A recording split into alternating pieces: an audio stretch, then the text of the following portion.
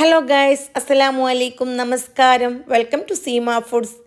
എൻ്റെ ഫ്രണ്ട്സിന് വേണ്ടി ഇന്ന് ഞാനൊരു ചെമ്മീൻ ബിരിയാണി റെസിപ്പിയാണ് ഷെയർ ചെയ്യുന്നത്, അതും വളരെ സ്വാദിഷ്ടമായ രീതിയിൽ. അപ്പോൾ ഉണ്ടാക്കാൻ വേണ്ടി ഞാനിവിടെ 1/2 കിലോ ചെമ്മീൻ തൊലിയെല്ലാം കളഞ്ഞ് മാറ്റി വച്ചിട്ടുണ്ട്. 2 ടീസ്പൂൺ മുളക് പൊടിയും 2 ടീസ്പൂൺ ഇഞ്ചി വെളുത്തുള്ളി പേസ്റ്റ്, 1/2 ടീസ്പൂൺ മഞ്ഞൾപ്പൊടി, 1 ടീസ്പൂൺ ഉപ്പ്, ഇത്രയും ഞാനിവിടെ ചേർത്ത് കൊടുത്തു. 250 ml മെഷർമെൻറ്റ് കപ്പിൽ 1/2 കപ്പ് തൈരും കൂടി ചേർത്തതിന് ശേഷം ഞാനിതിലേക്ക് കുറച്ച് കറിവേപ്പിലയും കൂടി ഇട്ട് കൊടുക്കുന്നുണ്ട്. എന്നിട്ട് എല്ലാം കൂടി നന്നായിട്ട് മിക്സാക്കിയതിന് ശേഷം ഒരു പാത്രത്തിലേക്ക് മാറ്റിയിട്ട് ഫ്രിഡ്ജിൽ റെസ്റ്റ് ചെയ്യാൻ വേണ്ടി വെക്കുന്നുണ്ട്.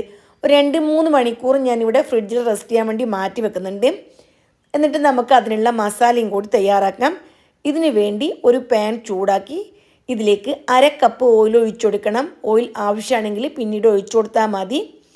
എന്നിട്ട് ഇതിലേക്ക് 2 സവാള കൈകൊണ്ട് തിരുമ്മി ഞാനിതാ ചേർത്ത് കൊടുക്കുന്നുണ്ട്. ഇനി ഇത് മീഡിയം തീയിൽ വെച്ചിട്ട് നന്നായിട്ട് ഫ്രൈ ചെയ്തെടുക്കണം. സവാള എല്ലാം വളരെ തിന്നായിട്ട് കട്ട് ചെയ്യാൻ വേണ്ടി ശ്രമിക്കണം. അങ്ങനെയാണെങ്കിൽ പെട്ടെന്ന് തന്നെ മൊരിഞ്ഞ് കിട്ടും. ഞാനിവിടെ എല്ലാം കൂടി നന്നായിട്ട് ഫ്രൈ ചെയ്തെടുക്കുന്നുണ്ട്. ഇതിൻ്റെ കൂട്ടത്തിൽ തന്നെ ഞാൻ കുറച്ച് കറിവേപ്പിലയും കൂടി ചേർത്ത് കൊടുക്കുന്നുണ്ട്. ഇനി എല്ലാം കൂടി നമുക്ക് മൂപ്പിച്ചെടുക്കാം. അപ്പോൾ വളരെ സ്വാദിഷ്ടമായ ഈ ബിരിയാണി ഉണ്ടാക്കാൻ വേണ്ടിയിട്ട് നമ്മുടെ കയ്യിലുള്ള ചേരുവ മാത്രം മതി. ലൈറ്റായിട്ട് ഗോൾഡ് കളറായി വരുന്നുണ്ട്. ഈ സമയം ഇനി തീ മീഡിയത്തിലേക്ക് മാറ്റണം. ഇനി പെട്ടെന്ന് തന്നെ കരിഞ്ഞു പോകാൻ ചാൻസ് ഉണ്ട്. ഇവിടെ നല്ലപോലെ ഗോൾഡ് കളറായി വന്നിട്ടുണ്ട്. പെട്ടെന്ന് തന്നെ നമുക്ക് ഓയിലിൽ നിന്നും മാറ്റാം. അപ്പോൾ ഇനി നമുക്ക് കൂടുതൽ വെച്ചിരിക്കാൻ സമയമില്ല, പെട്ടെന്ന് കരിഞ്ഞു പോകും. അതുകൊണ്ട് തീ ചെറുതാക്കിയതിന് ശേഷം ഓയിലിൽ നിന്നും മാറ്റാം. ഇനി അതേ ഓയിലിലേക്ക് നമ്മൾ നേരത്തെ റെഡിയാക്കി വെച്ചിരിക്കുന്ന ചെമ്മീൻ ഉണ്ടല്ലോ, അത് ചേർത്ത് കൊടുക്കണം. എന്നിട്ട് നന്നായിട്ട് ഇളക്കി ഇതിൻ്റെ വെള്ളമൊക്കെ ഒന്ന് വറ്റിച്ചെടുക്കണം. ആദ്യം ഞാൻ ഓപ്പൺ ചെയ്ത് തന്നെ ഫുൾ തീയിൽ 1-2 മിനിറ്റ് ഇത് വെച്ച് കൊടുത്തു. എന്നിട്ട് മൂടിയതിന് ശേഷം ഒരു 4 മിനിറ്റ് മീഡിയം തീയിൽ ഇതിൻ്റെ വെള്ളം ഒന്ന് വറ്റിച്ചെടുക്കണം. ചെമ്മീനിൽ നിന്നും തൈരിൽ നിന്നും ഒക്കെ ധാരാളം വെള്ളം ഇറങ്ങും.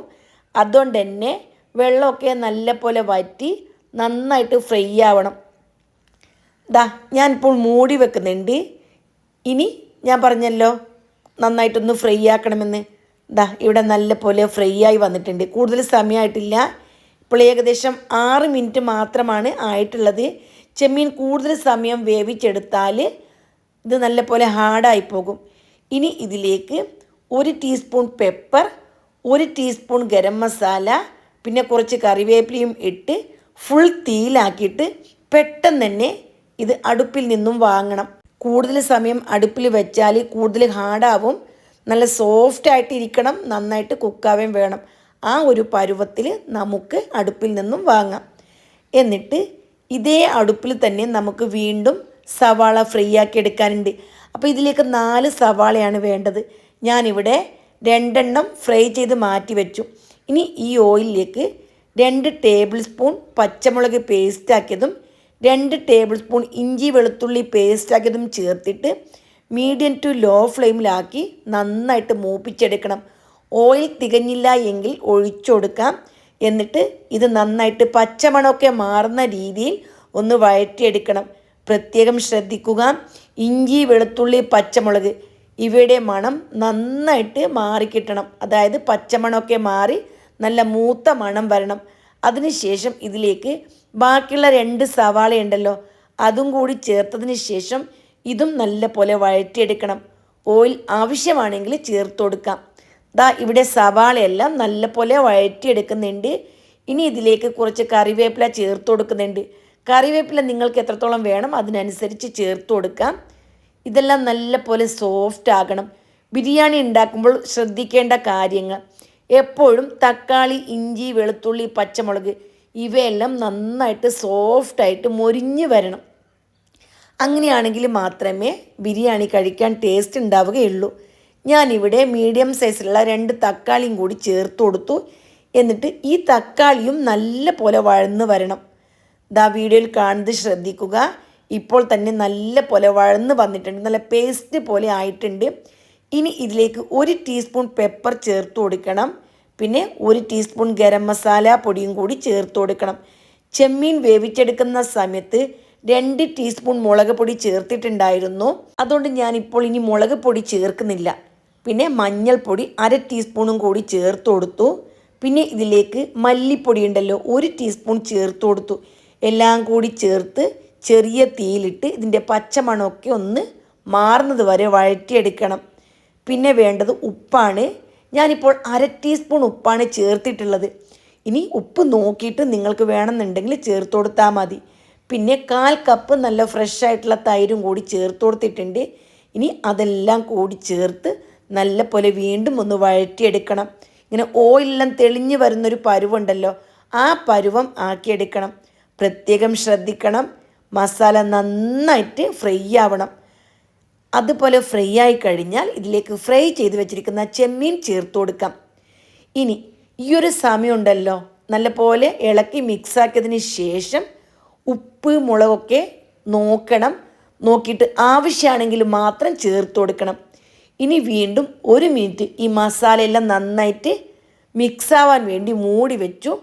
അതിനുശേഷം ഫ്രൈ ചെയ്ത് വെച്ചിരിക്കുന്ന സവാള ഉണ്ടല്ലോ 2 എണ്ണം, അതിൽ നിന്നും അല്പം മാറ്റി വെച്ചിട്ടുണ്ട്. ബാക്കിയെല്ലാം ഇതിലേക്ക് ചേർത്ത് കൊടുത്തു. ഇനി വീണ്ടും നമുക്ക് നല്ല പോലെ മിക്സാക്കി എടുക്കാം. വീട് മൊത്തം വല്ലാത്തൊരു മണമാണ്. വീട് മാത്രമല്ല, വീടിൻ്റെ പുറത്തൊക്കെ നല്ലൊരു മണമാണ് വരുന്നത്.